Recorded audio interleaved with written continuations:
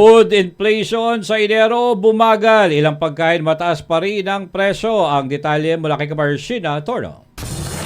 Bahagyang bumagal ang food inflation nitong Enero na nagbigay ng kaunting ginhawa sa mga mamimili matapos ang holiday season. Batay sa datos ng Philippine Statistics Authority o PSA, bumagal ang food inflation sa 0.7% itong Enero mula sa 1.2% noong Disyembre. Mas mababa rin kumpara sa naitalang 4.0% noong Enero ng nakaraang taon.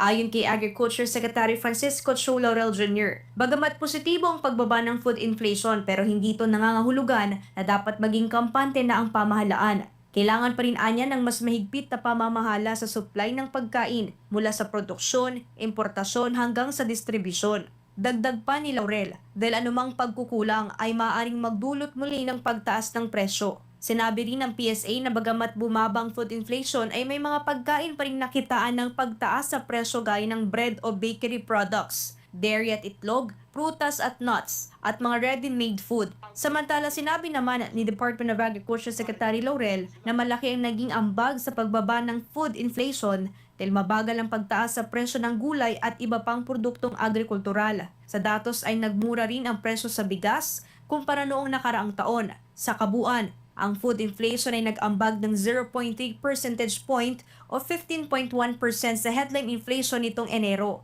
Kabilang sa pinakamalalaking nag-ambag ay ang isda at seafood, gulay at karne. Para sa Diyos at sa Pilipinas kung mahal, ito si Sheena Torno, SMNI News. Partner News Blast. DZRD Sunshine Radio Report. Samantala, PBBM ikinatuwa ang pagbasura ng impeachment complaints laban sa kanya. Alamin natin ang buong detalye mula kay Kabar Creslin Catarong. Ikinatuwa ni Pangulong Ferdinand Marcos Jr. ang pagbasura ng House Justice Committee sa mga impeachment complaint na inihain laban sa kanya. Sa isang ambush interview nitong Biyernes, sinabi ng Pangulo na ginagawa lamang ng Kamara ang kanilang tungkulin at mabuti na anya at natapos na ang usapin upang makapagpatuloy na ang administrasyon sa pagtatrabaho. Really, I mean, the House is doing their job. I'm glad that, of course, I'm glad that the impeachment complaints against me have been are finished. And as the statement that we made earlier, I'm happy it's done and we can get on with our work. Dagdag pa niya, hindi siya gaanong nabahala sa mga reklamong inihain laban sa kanya dahil sa kanyang pananaw ay wala itong matibay na batayan. Inilarawan naman ni Marcos Jr. bilang isang political move at distraction sa gawain ng pamahalaan ang mga nabasurang impeachment complaint laban sa kanya. Because these things are distractions from the things that we were doing. Although I wasn't very worried because I saw the impeachment complaint and I knew that I would be all right in terms of the impeachment kasi wala naman, there were no real grounds for the impeachment. It was a political move. Mr. President, as usual. Samantala, tumanggi ang Pangulo na magbigay ng reaksyon kaugnay sa pag-transmit ng House Secretary General ng dalawang impeachment complaint laban kay Vice President Sara Duterte. Actually, hindi ko trabaho yan. Trabaho ng House.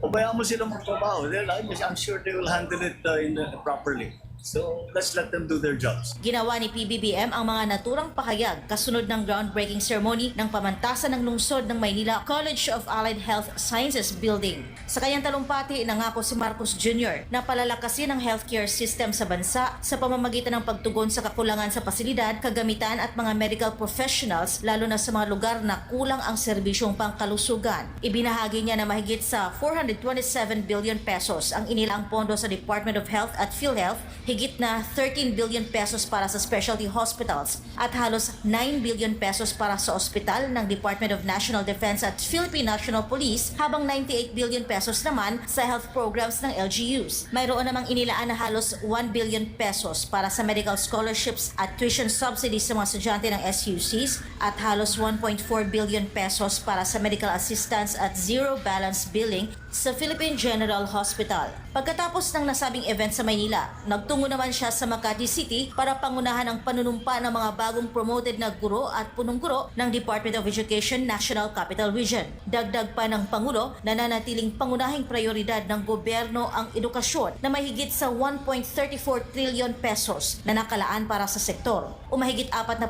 ng ekonomiya ng bansa. Para sa Diyos at sa Pilipinas kung mahal. Ito si Creslyn Catarong, SMNI News.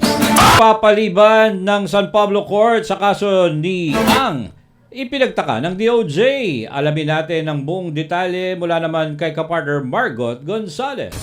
Habang ang mga korte sa Lipas City, Batangas at Santa Cruz, Laguna ay nagpalabas na ng warrant of arrest laban kay Atong Ang para sa kasong kidnapping with homicide at kidnapping and serious illegal detention, ipinagpaliban naman ng San Pablo Court ang pagdinig sa kaso. Yan ay kasunod ang motion to defer proceedings na inihain ng kampo ni Ang.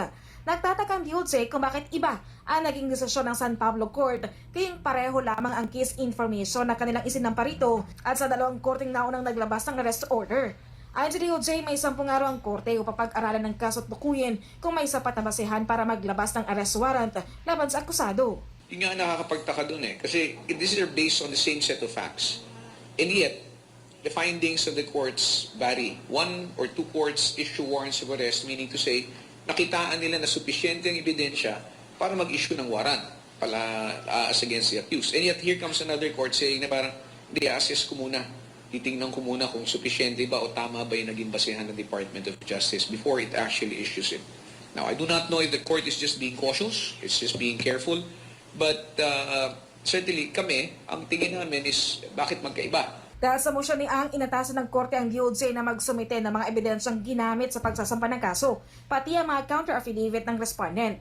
Ayon sa DOJ, una nilang tinutulan ng kautosang ito, ngunit hindi pinaburan ng hukuman. Nag-object yung ating prosecutor dito, pero nag-issue na ng omnibus order ang husgado sa San Pablo.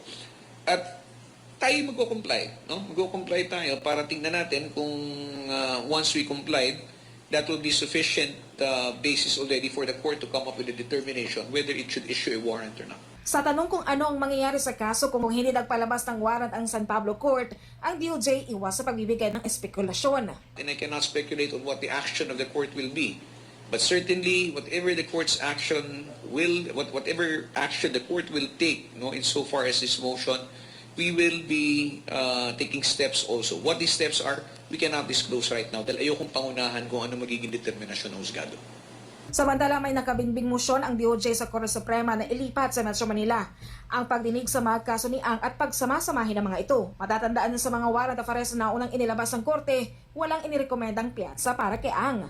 Hanggang ngayon, patuloy pa rin siyang tinutugis sa mga otoridad habang umuusad ng pagdinig ng kaso laban sa mga kapwa-akusado ng negosyante. Para sa Diyos at Pilipinas kumahal, Mark Gonzalez, SMNI News.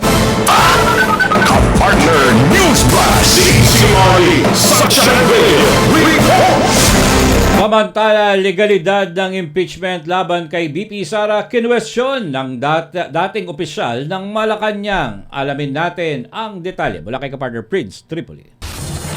Dalawang bagong impeachment complaint ang formal na inihain sa Kamara laban kay Vice President Sara Duterte. Ang mga reklamo ay pinangunahan ng Makabayan Coalition at agad na inendorso ng mga kinatawan ng Makabayan Bloc. Pero ayon sa dating Presidential Advisor on Political Affairs na si Attorney Jacinto Paras, may seryosong legal na butas ang mga reklamong ito. Giit ni Paras, malinaw ang itinakda ng Korte Suprema kung kailan lang maaring maghain ng panibagong impeachment complaint laban sa isang opisyal. Medyo komplikado yan kasi very specific yung desisyon ng ating Supreme Court. Doon sa desisyon nila noong July 2025, ni-specify ng Korte Suprema na February 6, saka yung malilift yung 1-year bar. Dagdag ni Paras, maaaring maibasura ang mga reklamo dahil posibleng sakop pa rin ito ng 1-year bar rule kung saan bawal magsampa ng panibagong impeachment sa loob ng 1 taon matapos ang unang reklamo. Pwedeng ma-question yan in the sense na it is filed within the 1-year bar rule pa rin yung period. So considered yan as barred yung complaint na yan kung mayroon man maghain ng question sa Supreme Court. Iginit naman ng ilang mambabatas na may pagbabago sa interpretasyon pagdating sa session days ng Kamara, pero ayon kay Paras, hindi ito binago o nilinaw sa pinal na desisyon ng mataas na hukuman. Matatandaang kamakailan ay tuluyang ibinasura ng Korte Suprema ang naunang impeachment complaint laban sa pangalawang Pangulo dahil sa paglabag sa naturang 1-year bar rule. Para sa Diyos at sa Pilipinas kumahal, Prince Tripoli, SMNI News.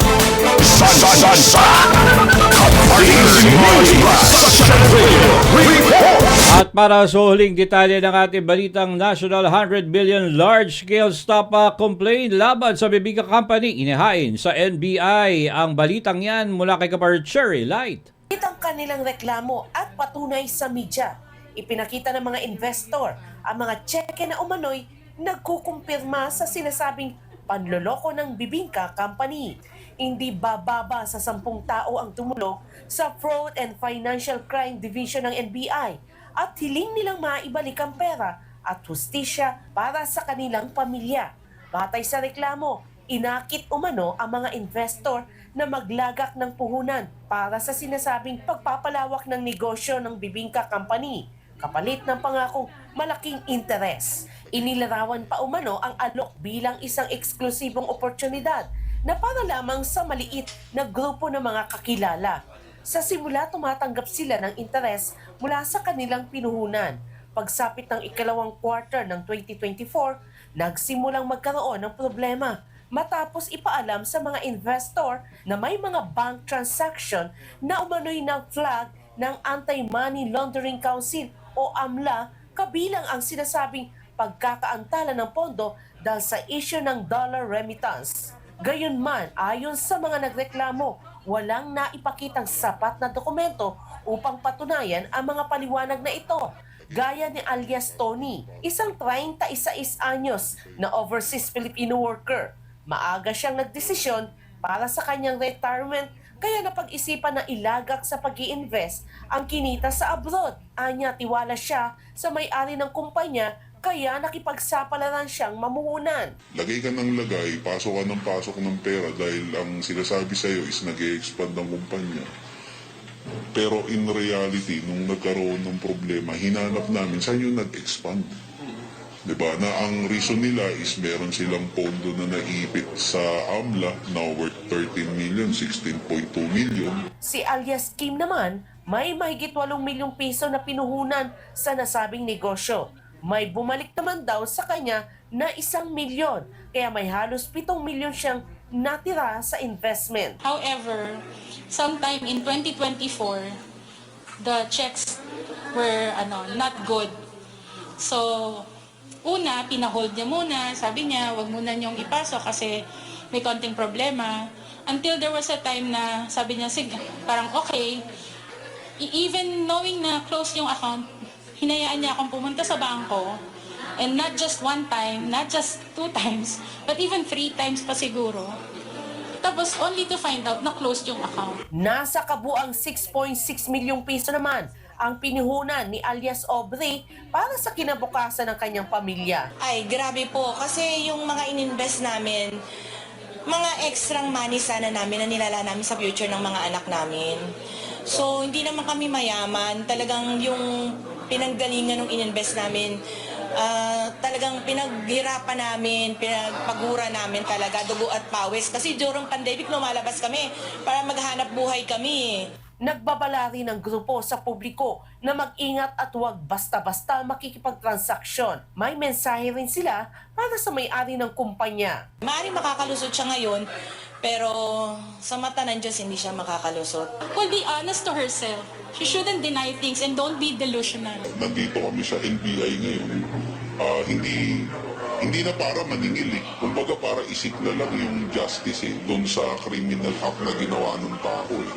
Samantala, mariing itinanggi ng Bibingka Company ang mga paratang. Sa inilabas na opisyal na pahayag, iginiit ng pamunuan na sila ay isang lehitimong negosyo at walang ginawang panlilinlang o panloloko. Ayon sa kumpanya, may mga naibayad na umano sa mga complainant na halos katumbas o mas mataas pa sa original na halagang kanilang ipinautang.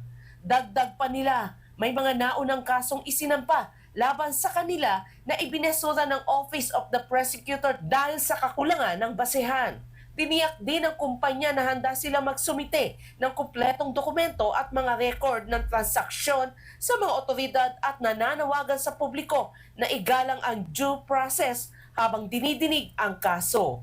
Para sa Diyos at sa Pilipinas kung mahal, Cherry Light, SMNA News. Pilipinas!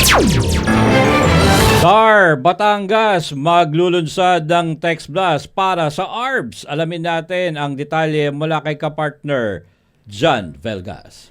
Magkakaroon ng text blast system ang Department of Agrarian Reform o DARA Batangas upang mas mapabilis na maparating ang mahalagang impormasyon sa mga agrarian reform beneficiaries o ARBs, lalo na sa mga nasa malalayong lugar. Sa pamamagitan ng sistema, matatanggap ng mga ARBs ang mga schedule ng opisina, status ng kanilang papeles, anunsyo at updates sa mga programa kahit walang internet. Layunin ng proyekto na makatulong sa mga magsasaka na makatipid sa oras at pamasahe, maiwasan ng delay at mas mapabilis ang serbisyo ng gobyerno. Ipinapakita ng inisyatibong ito ang malasakit ng DAR Batangas sa pagbibigay ng mas maayos, mabilis at abot-kayang serbisyo para sa mga benepisyaryo sa buong lalawigan. Para sa Diyos at sa Pilipinas kong mahal, John Velgas, kapartner mo sa balita at serbisyo. Sports.